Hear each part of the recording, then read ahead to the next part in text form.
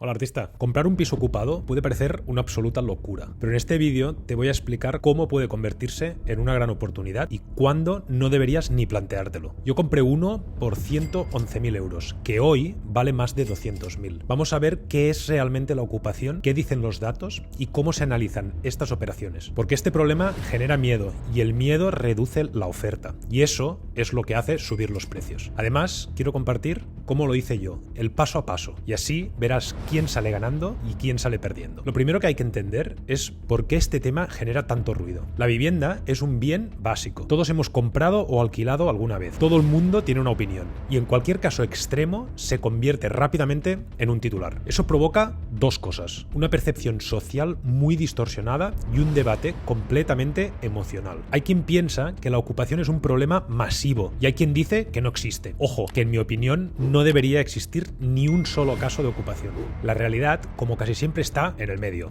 Y para entenderla, primero hay que aclarar conceptos. Aquí es donde empieza la confusión. No todo es ocupación, con K. Aunque en muchas ocasiones se utiliza esta palabra para casi todo. Ocupación. La ocupación es cuando una persona entra en una vivienda vacía sin consentimiento del propietario y se instala en ella. Vamos, la patada a la puerta de toda la vida y me meto dentro. Normalmente hablamos de viviendas que no son morada habitual. Muchas veces vacías durante largos tiempos, largos periodos de tiempo, propiedad de bancos, de fondos o incluso particulares que no residen en ellas ni las utilizan para nada. La inquiocupación. La inquiocupación es algo muy distinto. Aquí hablamos de un inquilino que entra legalmente, con un contrato, que deja de pagar y se aprovecha de la lentitud y la sobreprotección del sistema para permanecer en la vivienda durante meses o años. Este es en la práctica el gran problema para muchos pequeños propietarios, el que más miedo produce, el que más inseguridad genera a la hora de filtrar o de seleccionar un inquilino y el que puede realmente arruinar por completo tu inversión inmobiliaria. El tercero es el allanamiento de morada. Esto es cuando alguien entra en una vivienda que es tu residencia habitual o segunda residencia, pero que la utilizas. Aquí el marco legal es completamente distinto y la actuación debería ser inmediata. El problema es que estos tres conceptos se mezclan constantemente en el debate público y esto genera miedo, desinformación e incluso malas decisiones. Ahora vamos a los datos, porque sin datos no hay un análisis serio. En términos relativos, la ocupación en España no afecta a un porcentaje enorme del parque inmobiliario. Y esto es cierto, pero aquí está el truco. El impacto no se mide solo en porcentaje, se mide en comportamiento. Hay comunidades autónomas donde el problema es residual y otras donde se encuentra de forma muy clara, como puede ser Cataluña. Esto provoca que en determinadas zonas los propietarios tengan miedo de alquilar, se retiran viviendas del mercado y se exigen más garantías al inquilino. Si comparamos con otros países europeos, España tiene una particularidad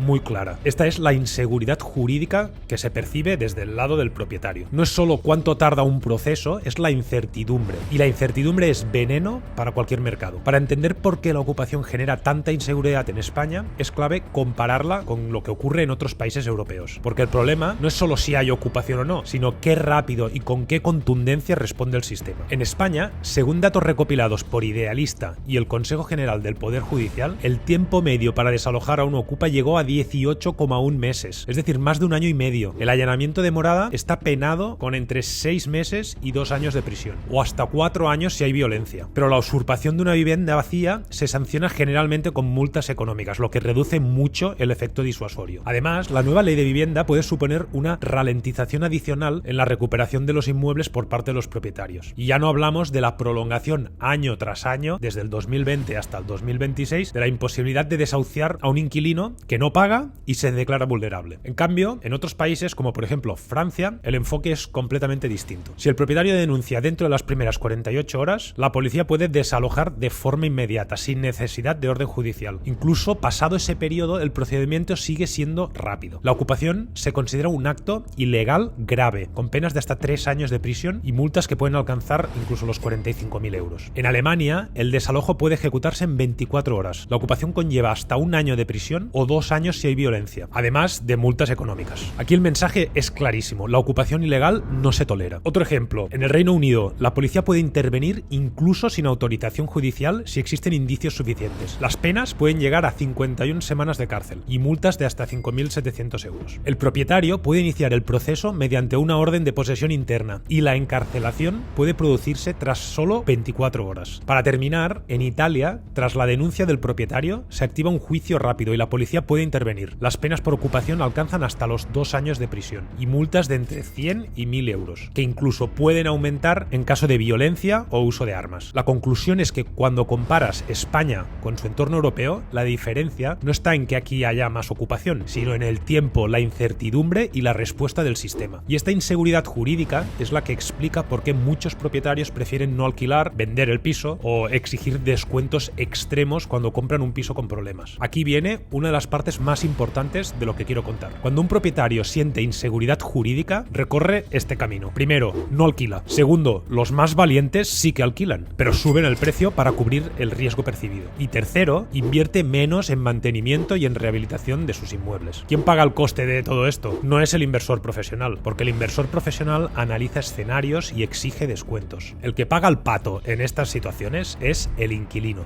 y el particular que quiere comprar su casa para vivir. Este contexto es el que explica por qué aparecen oportunidades extremas como los pisos ocupados. No porque sea deseable, sino porque el sistema genera ineficiencias. Y aquí hay otro factor muy importante del que se habla muy poco. Las estadísticas oficiales se basan en denuncias registradas, no en casos reales totales. Y esto abre una pregunta incómoda, pero creo que muy lógica. ¿Cuántos propietarios ya no denuncian? Porque muchos propietarios, especialmente los pequeños, saben perfectamente que iniciar un proceso legal es lento, costoso y en muchos casos no garantiza una recuperación rápida de la vivienda. Cuando un propietario tiene claro que va a tardar meses o incluso años en recuperar su piso, la denuncia deja de percibirse como una solución y pasa a verse como un trámite totalmente estéril. Esto provoca un fenómeno muy habitual en mercados con inseguridad jurídica, la infradenuncia. No porque el problema desaparezca, sino porque el incentivo para denunciar desaparece completamente. Y esto es clave para entender por qué las cifras pueden mantenerse estables o incluso bajar, mientras la sensación de inseguridad sigue creciendo y creciendo. No es porque el propietario no tenga un problema, es que ha dejado de confiar en el sistema para resolverlo. ¿Y qué consecuencias tiene en el mercado esta situación? Este comportamiento no aparece en las estadísticas, pero sí aparece en el mercado. Aparece cuando el propietario decide no alquilar o directamente vender el piso o evita invertir en la vivienda. Y ese comportamiento agregado tiene mucho más impacto que el número exacto de viviendas ocupadas. Por eso, cuando se dice que la ocupación afecta a un porcentaje muy pequeño del parque inmobiliario, el dato puede ser correcto, pero la conclusión es equivocada. Porque el miedo y la inseguridad jurídica se contagian y condicionan decisiones de miles de propietarios que nunca aparecerán en una estadística oficial. Y es precisamente esta distorsión, estas diferencias entre los datos oficiales, la percepción y el comportamiento real que genera oportunidades de inversión en el mercado. No porque sean buenas noticias, sino porque el sistema genera ineficiencias que solo algunos inversores saben analizar con frialdad y números. Además de que son los que tienen la capacidad económica de comprar sin hipoteca. Y ahora sí, con todo este contexto claro, vamos a ver qué significa realmente invertir en un piso ocupado, qué riesgos existen de verdad y cuándo tiene sentido y cuándo no. Invertir en un piso ocupado no es para todo el mundo, esto está claro. Y esto hay que decirlo muy claro. No es una inversión para comprar una vivienda habitual donde nosotros queramos vivir. No es una inversión para alguien que necesita financiación bancaria. Y no es una inversión para quien no pueda asumir incertidumbre. ¿Por qué no se puede hacer una hipoteca en un piso que está ocupado? Pues muy sencillo. El banco no puede tasar ni ejecutar con normalidad un activo sobre el que no hay plena posesión. Aunque poder tasar, incluso cuando está ocupado, realmente es algo viable, puedes negociar con el ocupa, pero en cualquier compraventa con un fondo de inversión como vendedor, siempre van a querer una cláusula que deje claro que el comprador es consciente de que el piso está ocupado y que asume todos los riesgos de la operación. Obviamente, por mucho que tengas una tasación, si el banco ve esta cláusula, que la va a ver seguro en la escritura el día que vayas al notario, se va a negar a firmar por políticas internas de cualquier banco. Fin. No hay forma de hacer una hipoteca en el momento de comprar, a no ser que hagas algún tipo de trampas, te lo digo bajo la experiencia. Yo intenté hacerlo de varias formas, con 2 entidades bancarias, siendo transparente con una de ellas y siendo no tan transparente con la otra, pero fue imposible. Por eso estas operaciones se hacen al contado, con mucho descuento y con escenarios muy conservadores. Aquí la clave es el descuento sobre el valor real de mercado. Si no compras muy por debajo de mercado, no compensa el riesgo que estás asumiendo. Y siempre hay que hacer números con el peor escenario posible, aunque esperes que no vaya a ocurrir. En mi opinión, el mayor riesgo de estas operaciones no es solo aspectos económicos, sobrecostes que no hayas tenido en cuenta, sino el tiempo. Como ya sabes, el tiempo afecta y mucho a la rentabilidad de cualquier inversor. Ahora vamos al caso real. Mi piso lo compré por 111.000 euros. El valor de mercado, una vez le sacas el Ocupa, supera los 200.000 euros. La posesión realmente fue inmediata, porque la salida ya estaba negociada antes de comprar. Aquí hay una lección muy importante. Las mejores operaciones no son las más agresivas, las que consigues un descuento más grande. Son las más claras. Desde el principio sabes lo que va a pasar. Aunque sea contradictorio, confiar en un Ocupa, para mí, es la parte más importante. ¿Te crees al Ocupa? ¿Cumplirás su palabra de salir del piso cuando llegue el momento? Seguimos. Intenté financiar la operación, como os he comentado. Hablé abiertamente con el banco, la estructura tenía sentido, pero al final, pues como os comento, no salió. No porque no fuera viable, sino porque el apoderado del banco no quiso firmar. Y aquí viene una anécdota que siempre genera bastante incredulidad cuando lo comparto en redes. El apoderado del fondo vendedor fue personalmente al piso a comprobar si la Ocupa ya no estaba. Tenía sospechas de que yo ya había llegado a un acuerdo o que incluso ya la había sacado antes de firmar en notaría. Tenía dudas, quería asegurarse. Llamó, nadie contestó y dejó un papel por debajo de la puerta con su número de teléfono y un mensaje pidiendo que le llamaran. Esto te da una idea del nivel de desconfianza que hay en estas operaciones. Hoy el piso ya está desocupado y está alquilado, generando rentabilidad. Y el objetivo final es venderlo en un futuro, sumando la rentabilidad por el alquiler, la revalorización y el equity, esa revalorización, ese ahorro generado al comprar con un buen descuento. Vamos a ver los números y comparar escenarios. Estamos hablando de un piso en Barcelona capital. Misma ubicación, mismos ingresos, mismos gastos, compra con y sin Ocupa. El escenario A es comprar el piso a precio de mercado sin Ocupa. El precio serían los 200.000 euros aproximadamente de valor del piso,